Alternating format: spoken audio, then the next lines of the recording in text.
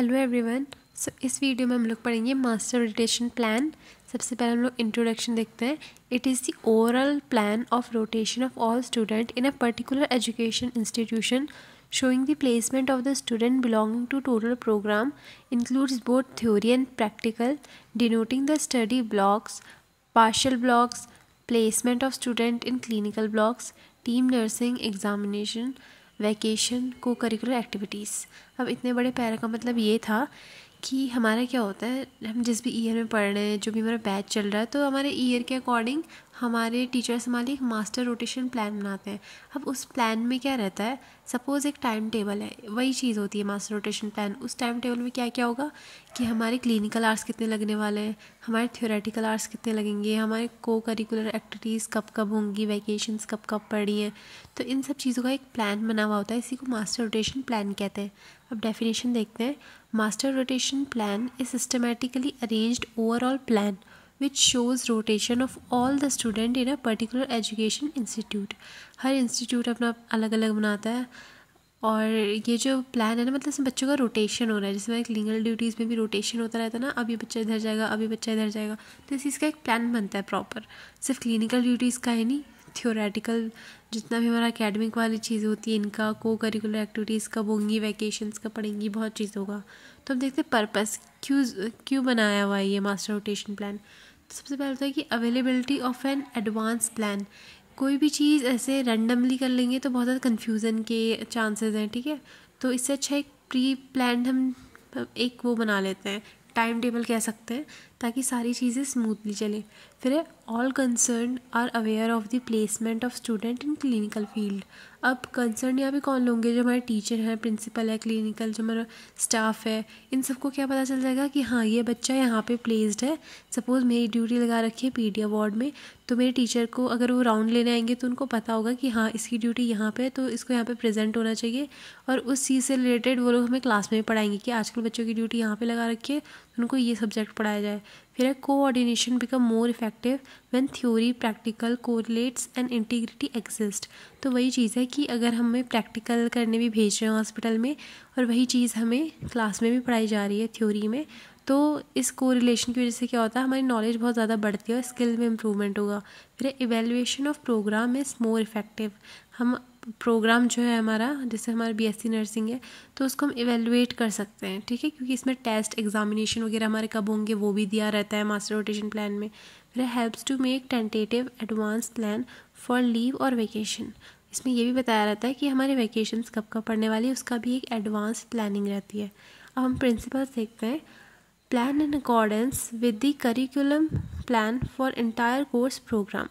अब हमें प्लान किस चीज़ के अकॉर्डिंग करना है, जो हमारा करिकुलम है हमारे कोर्स का, उसके अकॉर्डिंग करना है। Then plan in advance for each student in the class for all years. अब जो हर एक बच्चा है क्लास में, उन सबके लिए प्लान करना है हर ईयर के लिए, फर्स्ट सेकंड थर्ड फोर्थ, ठीक है, अगर मैं बीएससी नर्सिंग की बात करूँ तो। नेक्स्ट है plan the activities by following maxims of teaching. Maxims of teaching कुछ भी नहीं होता है, कुछ ऐसी टेक्निक्स होती हैं जो कि टीचिंग को बहुत इजी बना देती है, जो कि हमने अपने कम्युनिकेशन एजुकेशन टेक्नोलॉजी वाले सब्जेक्ट में पढ़ा था, जैसे कि जनरल टू स्पेसिफिक या फिर स्पेसिफिक टू जनरल, ये सब चीज़ें। फिर है post the student based on their background preparation and the extent और गाइडेंस अवेलेबल। तो हमें बच्चों को कैसे प्लेस करना है, अगर हम क्लिनिकल जैसे ड्यूटी लगा रहे हैं सपोज़ उनकी, तो कैसा उनका अभी तक का बैकग्राउंड प्रिपरेशन रहा है, कैसी उनको गाइडेंस अवेलेबल रही है, उसके हिसाब से हमें प्लेस करना है। Then select areas that can provide expected learning experience. अब बच्चों को वहीं पे प्लेस करना है जहाँ पे उनको ज़्यादा से ज़्यादा लर्निंग एक्सपीरियंस मिलेगा। Then plan to build on previous experience. Then acquaint the clinical staff with clinical objective and provide each clinical experience by same duration to all the students।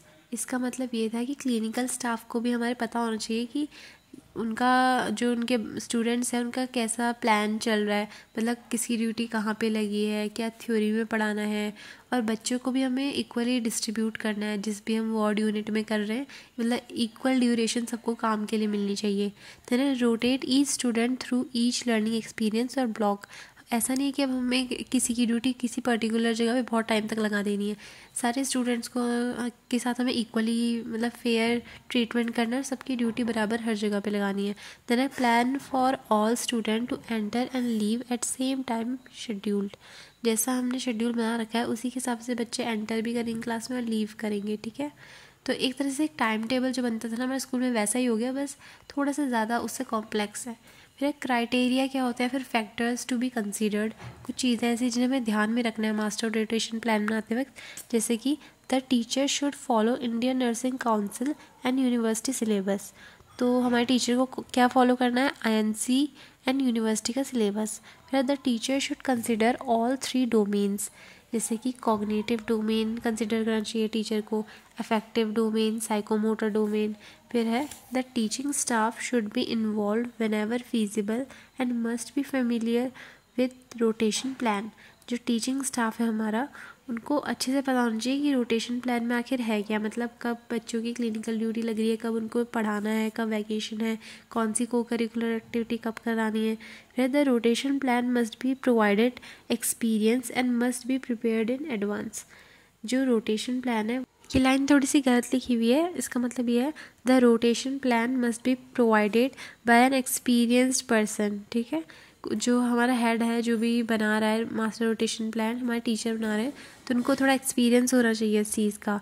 And must be prepared in advance. और ये plan हमेशा, planning तो हम हमेशा पहले से ही करके रखते हैं ना फ्यूचर के लिए, तो एडवांस में हमें प्रिपेयर करके रख देना है।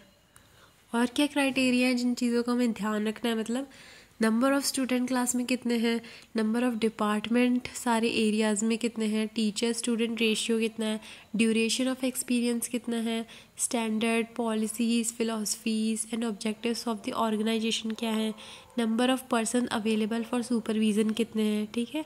फिर आते हैं एडवांटेजेस लास्टली, तो है availability of advance plan helps to plan for various curricular and co curricular activities.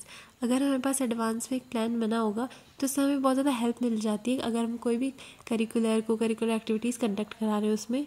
It informs all the faculty member of the student placement. इससे सारे फैकल्टी मेम्बर को ये पता चल जाता है कि इस स्टूडेंट की कहाँ प्लेसमेंट हुई है।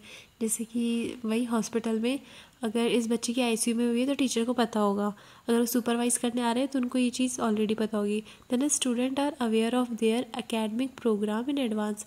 स्टूडेंट को क्या हेल्प मिल जाती है, उनको सब कुछ पता चल जाता है कि जैसे अब हमारी क्लिनिकल ड्यूटीज़ कब लगेंगी, हमें थ्योरी कब पढ़ाई जाएगी, वैकेशंस कब मिलेंगी, ठीक है। फिर evaluation of programme is more effective लिखना भूल गई मैं। तो जो हमारा हम जो भी कोर्स कर रहे हैं जैसे BSc नर्सिंग, तो उसका इवेल्युएशन अच्छे से हो पाएगा, मतलब हर चीज़ हम लोग टाइम पे कर रहे हैं, एग्जामिनेशंस भी होंगे उसमें, हम लोग वहाँ से भी इवेल्युएट कर सकते हैं अपनी परफॉर्मेंस वगैरह, ठीक है। तो यही था हमारा master rotation plan. Okay bye, see you in the next video.